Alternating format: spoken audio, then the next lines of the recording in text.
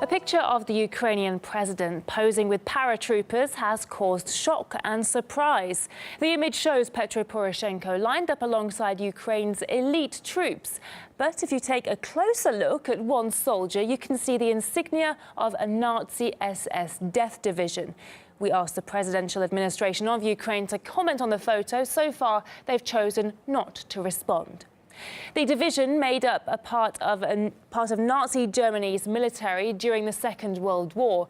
It was initially formed from concentration camp guards and was believed to be involved in the mass murder of Polish civilians and the massacre of British soldiers during the Battle of France.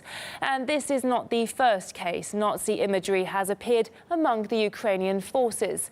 The Azov Battalion, which is a Ukrainian National Guard regiment, uses a logo very similar to another Nazi German military symbol.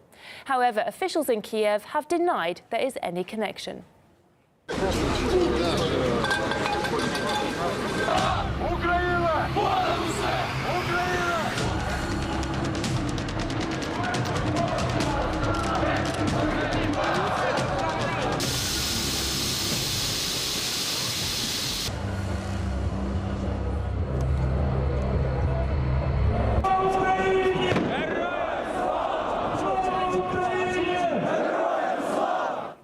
Anne van der Stil, president of the media company Your Voice America, thinks the Ukrainian leader may be pandering to far-right movements to gain their support ahead of next year's election.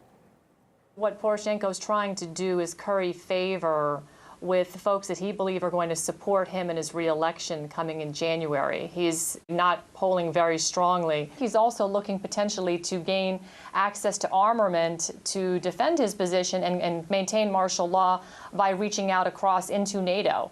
And while NATO allies might think that they are protecting a sovereign nation, what in fact they're doing is they're going to eventually fund and arm a Nazi coalition that will again repeat history from what we saw in Nazi Germany. They need to take a page out of what we do in this country, which is we are constantly monitoring for far-right activity in our own military forces. Ukrainians need to do the same thing, particularly in this instance, is maintain vigilance for that far-right movement, because we do not want to see a repeat of what happened in World War II. The amount of far-right movement you're seeing in Ukraine is so minuscule that it's not going to necessarily create problems today.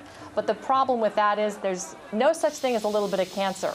A little bit of cancer, if it's ignored, gets to be a bigger piece of cancer. And we saw that back in Nazi Germany. And this is the beginning of what can potentially be another history repeating itself story.